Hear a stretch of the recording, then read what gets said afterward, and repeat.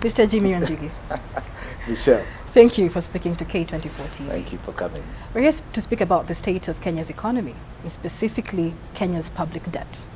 Latest data from Central Bank shows that Kenya's public debt as of June 2023 stood at 10.2 trillion shillings. That is up from 8.6 trillion shillings in June of 2022. The public debt is rising rather fast. Yes. What are the implications of Kenya's public debt levels? Michelle, the implications to every Kenyan is pain. What you need to understand is that we are paying for this debt. And I think the president articulated it very well the other day. He said this is his single biggest problem. People can talk anything, but this is the single biggest problem that has kept him literally awake, I guess, the last 1 year. 7 shillings of every 10 of tax that we pay is going to this problem, which leaves how much for government to operate? He needs 3 shillings for the counties. That takes up the rest. He needs 5 shillings on top of that for salaries. He needs another 5 shillings for operations of government. Do you see the problem? He has to borrow another 10 shillings just to operate. There's no country that has reached this level and does not address the debt crisis squarely. Argentina defaulted. Greece defaulted. Lebanon defaulted. Pakistan, Sri Lanka, Ghana, Zambia, we can go on. When you reach 70%, it is acceptance by any standards in the world that your revenue is now in a trap.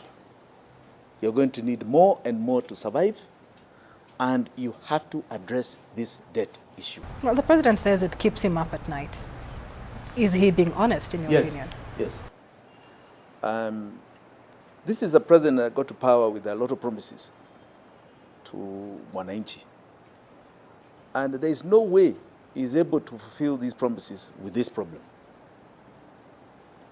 But isitoshe, the biggest problem is that this debt is going to lead to a crisis that will be untold pain for us. And we are going to hold him responsible for it. And that, I think, is his political nature. As is, you carried out a forensic audit of the country's debt over the last 10 years. Yes. How much of that debt is legitimate? The law is very clear. You can only borrow for development in the medium term to long term. When it comes to short-term borrowing, you're allowed a window within 1 year, and those are treasury bills, which are 1 year maturity, and an overdraft in the central bank. And that must never be more than 5% of the total audited tax of the previous financial year. So if you've received tax of 1 trillion, that tells you you cannot have short-term borrowing, whether T-bills or overdraft, or more than 50 billion. The development budget over the last, up to 2022, July, Parliament passed 2.3 in borrowing for development. In other words, our taxes were paying the rest.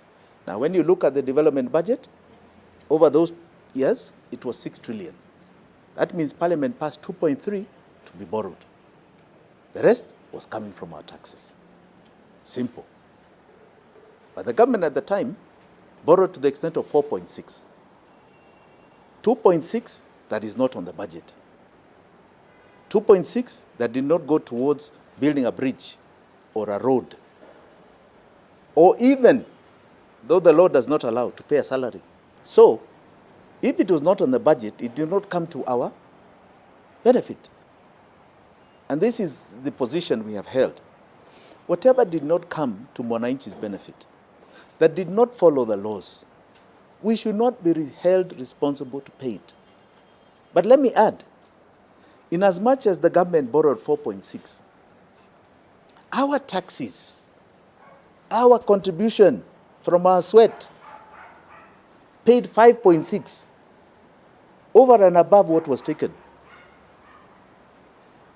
And yet, even when we did our budget, our audit, it was showing that we owe 8.6 trillion. So what happened to the 5.6? These are the questions we started asking. And we said, okay, maybe there was something else. So we saw Kibaki's debt, and there was a carryover. So you take 4.6, you add 2.4, right? You're getting to the figure we were talking about almost. But we paid 5.6. What happened? So our view is this, that 2.3 is legitimate. Kibaki's was legitimate. All right? That takes you 2.3 plus 2.4. That takes you to about 4.7. We paid 5.6. So we paid all the debt. We paid all the debt, including interest. So we have a credit. So why are we being hit with this huge taxation? Why is it the president's problem today? It's because he is not bothering to deal with this debt square on in terms of legality. Why are we talking about legality of debt when every public borrowing and public finance generally is anchored under principles of the Public Finance Management Act? Which means, or which says that any money received in the country or on behalf of the country by Treasury should be deposited into the consolidated fund, after which it can then be used for development. How is that money getting into the country if it is not being channeled through the consolidated fund? Now, a very mischievous thing was done in 2014. In 2014, the Treasury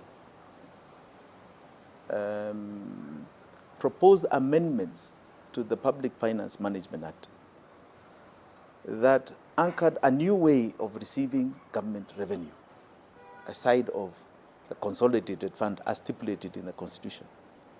And they purported to amend Article 206 of the Constitution through Public Finance Management Act 2014.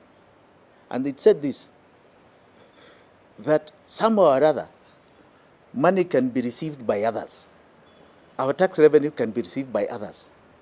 It doesn't have to enter the consolidated fund, and it doesn't have to be from a fund created by Parliament.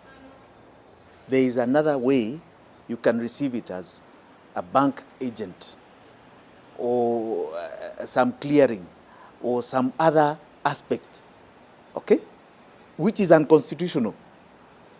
And this is where the games began, because now the Treasury used that amendment to say monies can be received anywhere in the world for Kenyans. We found in many instances there were officials in the Treasury who were controlling accounts abroad. For example, the Eurobond. The controller, the audit, accountant general, Abana Ndomu, and his deputy are the ones who opened an account at JP Stanley in New York. Right? So called on behalf of the Kenyan people, where the proceeds of the Eurobond were received.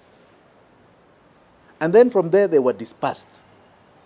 So it was not JP Stanley that released it, JP Chase that released the money. It was them who signed where it is to go. That, as far as the Constitution is concerned, is illegal.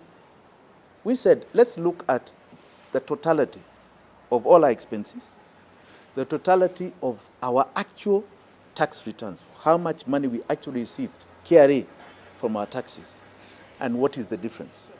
Our expenditure, our total expenditure, removing debt payments, we remove debt payments. So you say, what was our development? 6 trillion. What was our county expenditure for all the counties, 47 counties?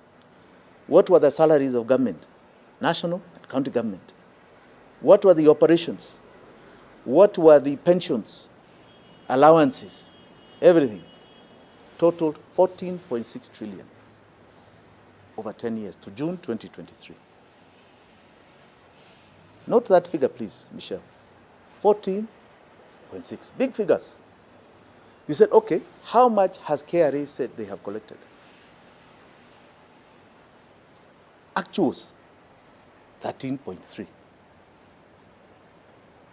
The difference, which is what you call the deficit, 1.3 trillion. That is the amount the government should have borrowed.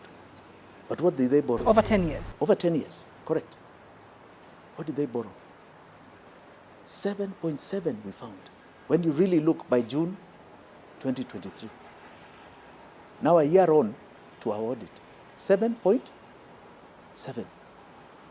That is 6.5 trillion or so, 6.4 trillion, above what we needed.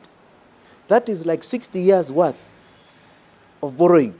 What you're saying is that the government illegally amended an act of the Constitution to allow for illegal debt or illegal loans into the country. Yes, it did.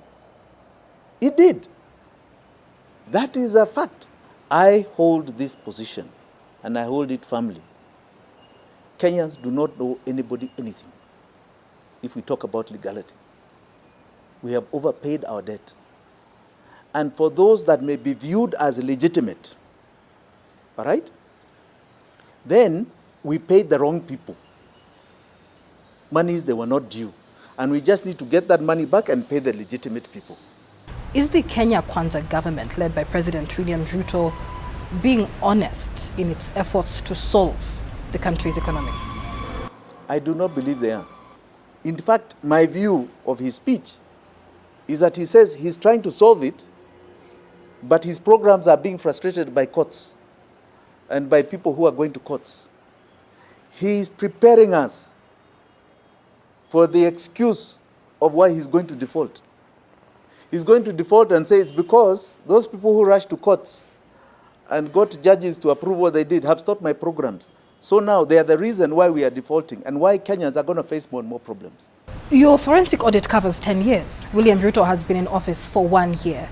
So it is safe for him to say a lot of this illegal, odious, unsustainable debt was in previous regimes, so to speak, even if he was the deputy president. Does the buck stop with him or with the previous regimes?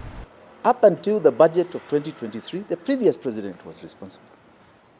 But after 2023, when William Ruto signed the presidential orders, he has taken full responsibility, full and total responsibility of whatever has happened, because now he has signed. He has signed the repayments of what we are calling odious debt. He has signed the paying of our taxation to pay that odious debt. He is now solely responsible.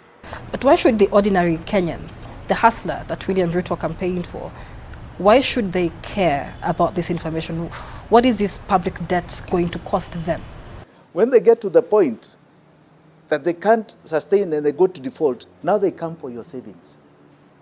They come for what you have. They come for your M-Pesa deposits. They come for your clothing, literally. They come for anywhere you spend money or have deposits of money.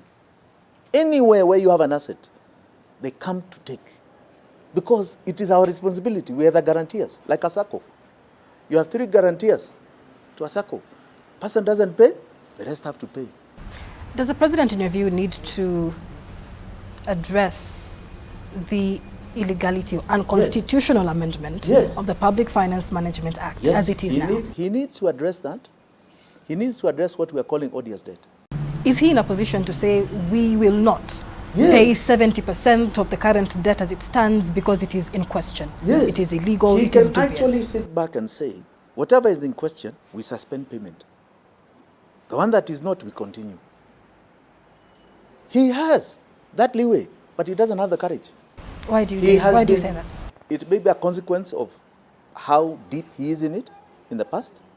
It may be a consequence of the players, the people he has around him that are advising him. Because as you can see, in both the Treasury and Central Bank, he has carried the same anchors of this problem in the individuals. Your final comment, your parting shot to Kenyans watching this. Be aware, if any Kenyan has any capacity to hold dollars, hold dollars. If you have any savings account, turn them into dollars. And I don't want to cause a bank run, but I will advise you, the banks are not the safest place to keep that money. If you have business abroad, you are lucky. If you can trade under them in the mattress, you are lucky. But I am telling you, your security is not in the Kenyan shilling. It is in hard currency called the dollar or the euro. Or if you have capacity, gold. But start looking for that currency, because the Kenya shilling is going to do you the biggest disservice as it's doing to you every day. Mr. Wanjigi, thank you for your Asante time. sana.